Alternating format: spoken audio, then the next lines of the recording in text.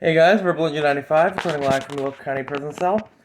I'm doing a new fight, or a fight that I've been thinking about for a while, but I just felt like getting into it today.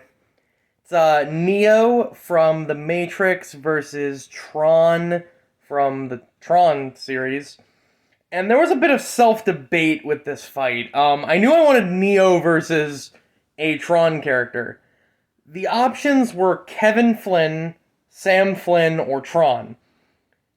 And the reason I went with Tron was the fact that Kevin starts out as the hero and starts out as the kind of, the kind of like player designed to be, like the player who's designed to like save everyone. Even though that's Tron's role. And later becomes sort of like a god figure, and rather than like a fighting figure. Like he creates and allows things to develop rather than going in and fixing things. And Sam Flynn becomes kind of like the successor to that. But he doesn't have that real backstory that Kevin has. Tron, on the other hand, is kind of shown off to be almost like the like the right hand man character, but when you look at it, he's literally designed to protect the world, like protect the grid. I guess but I'm gonna call it a he. He's present in every bit of media that the franchise has, and he's like continuously fulfilling the same role of, fight for the users, protect Kevin, like that whole thing is, like help the system and everything. That's his whole thing the entire time, except for the parts where he's like brainwashed, but we'll get into that. So I think Tron is the character here. It's also fitting that Neo is the person he's fighting, not just for the similarities, but also for the fact that when I did Neo versus Wesker, I had like a week of back and forth of whether I was going to do Neo or Agent Smith versus Wesker. But so I guess, this would be the other Neo fight we could do. And I really don't want to do Neo versus Kirito, and if they end up doing that and I have to comment on that, it is what it is, but I'd rather do this. So, getting into this. Neo, so Neo, in the Matrix world, the Matrix is kind of like a computer simulation that holds all of the humans in the world in this state of illusion, and they're all kind of living this big simulation that they think is real life, when in reality, they're just kind of held in stasis and made to live for this system that they are involved with without their knowledge, right? And only a select group of humans have actually escaped it and end up fighting back in the actual real world. And they've learned ways to kind of cheat out the Matrix so that they can give themselves superhuman abilities. They've learned to fight from within it. It's kind of like once you learn you're in a system, you can learn to game it, right?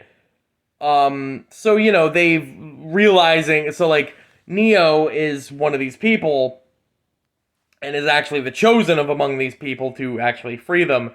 So he doesn't have to breathe to fight. He doesn't have to, he's not limited by like the limitations of a physical body, except for as far as the system requires it. So like, he does feel pain, and if something happens to his, I guess, avatar, if you call it, in the Matrix, he'll die in real life.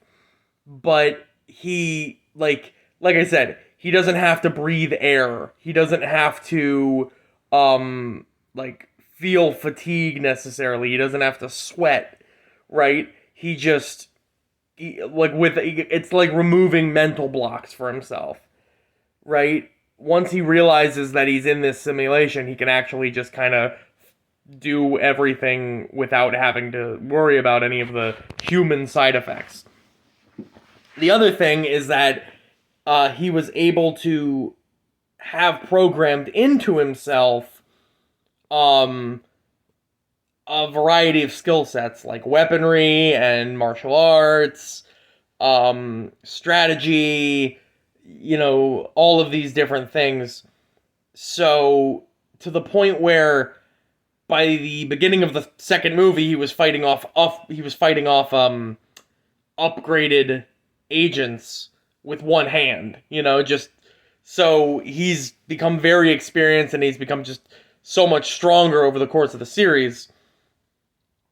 And that's before realizing that he's actually the One, which means he's kind of like not a god, but he's pretty like once he can kind of bend the rules of the Matrix to himself.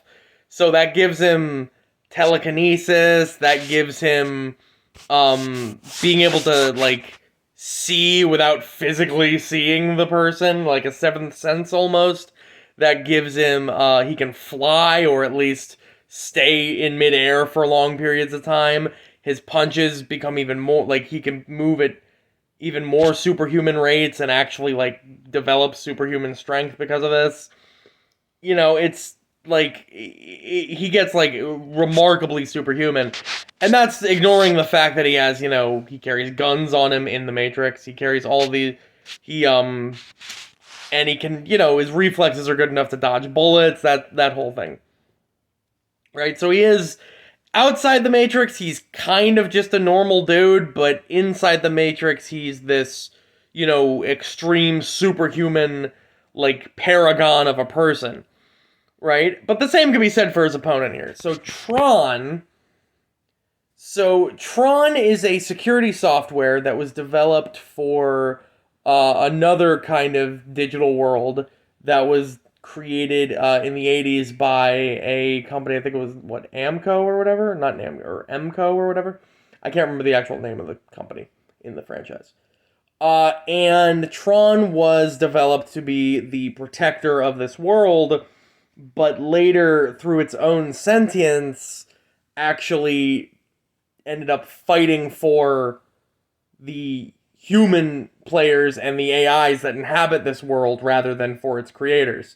So it started being a it was the program that fights for the users, right, as opposed to the program that fights for the software. And the one thing to keep in mind here, and this is something I was going to bring up at the end, but I might as well do it now. The location of this fight doesn't really matter because the grid operates on a different time scale than the real world. Unlike the Matrix, where it's a simulation of the real world, so it's a 1-to-1 comparison, the grid operates on it's a thing called cycles, which are it's like one cycle is like a year, one millicycle is like 8 hours or something, and one 1 second in our world is the equivalent of like 50 of their seconds, which math-wise doesn't really add up, but because but I guess they're making up their own thing, so it's whatever.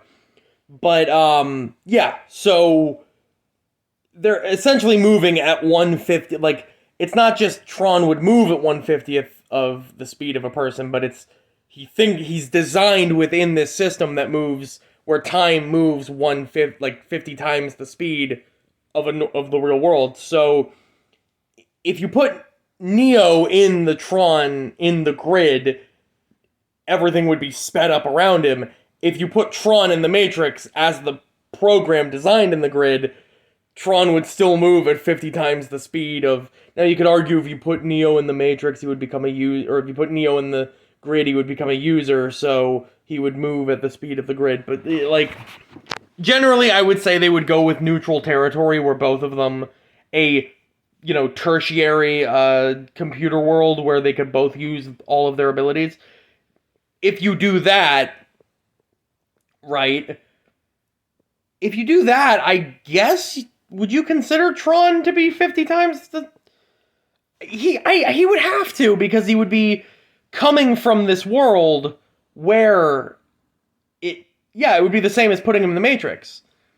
Because he'd be coming from a world where everything moves 50 times the speed, and he would be the same program.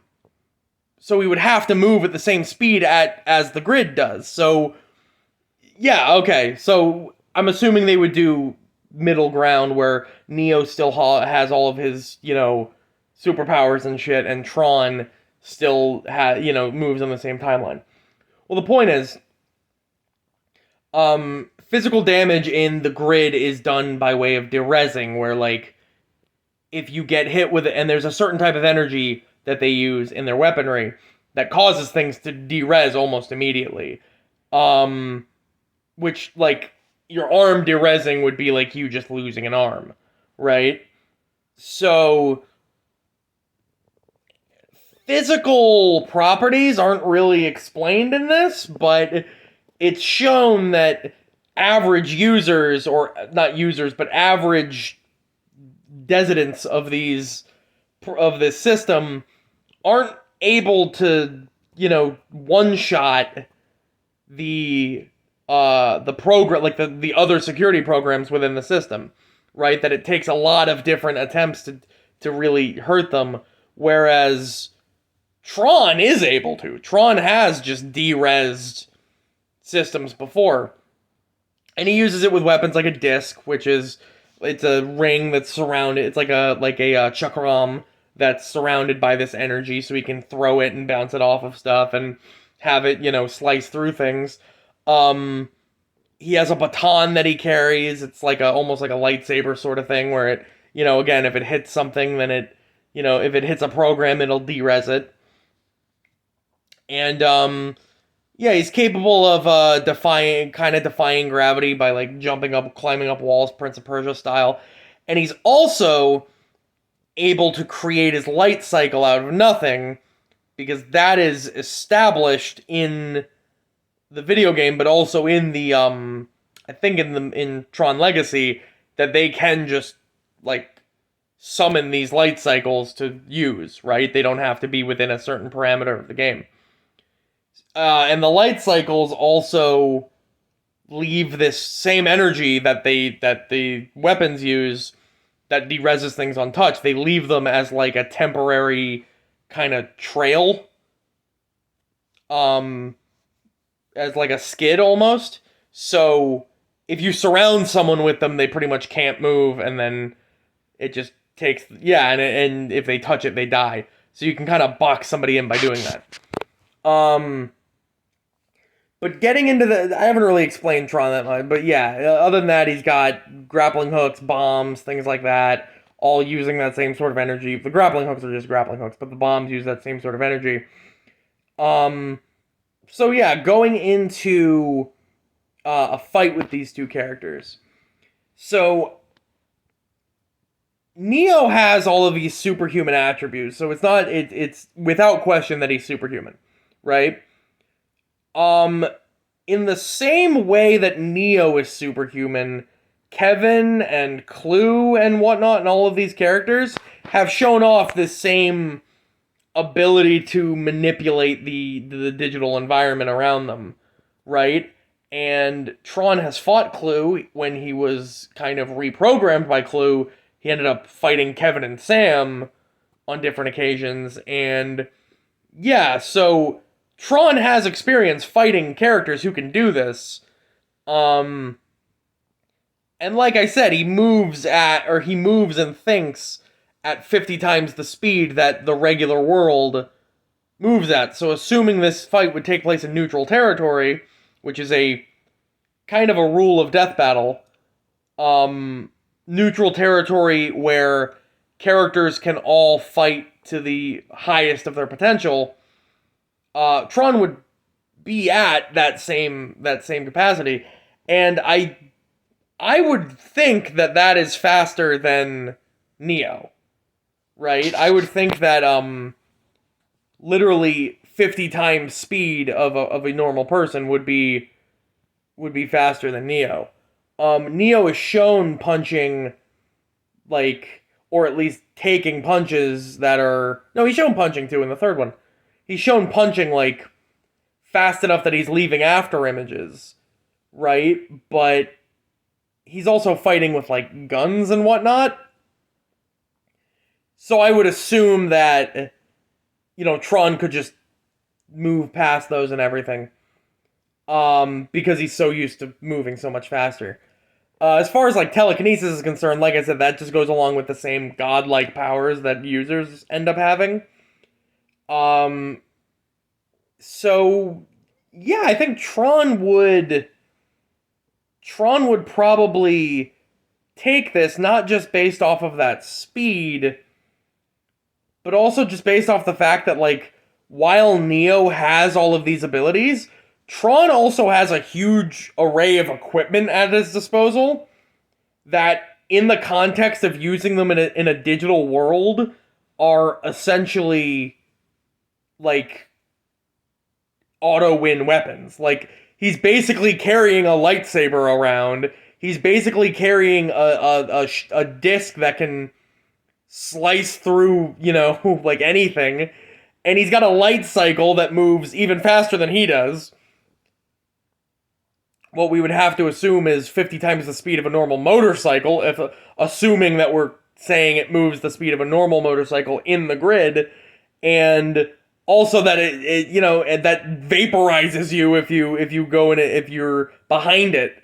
So bombs too. So like, assuming that all of this is just as lethal in a third program as it is in a normal program, as in the grid, like Tron's essentially like very well equipped to kill Neo, especially considering the fact that like guns are a threat to him within the Matrix. So like, he's as vulnerable as a normal human being, essentially. He's more super powered, but he's as vulnerable to death. But Tron just has this huge array of weaponry that, in the context of assuming these are two people fighting within a computer software, like, Tron's just got incredibly deadly weaponry at his disposal, and is arguably is also superhuman in his own right within this context. So yeah, I would give this to Tron, honestly. This is a really, really cool fight, though. This is like like, not only are these two franchises that have like very surprisingly deep lores and like and stories behind them, but it's also like you're not supposed to understand what's happening 100% of the time. So breaking this down is actually really, really interesting. Um, but yeah, I really like. I really think that Tron's gonna take this one. But anyway, Verbal Engine 95. See ya.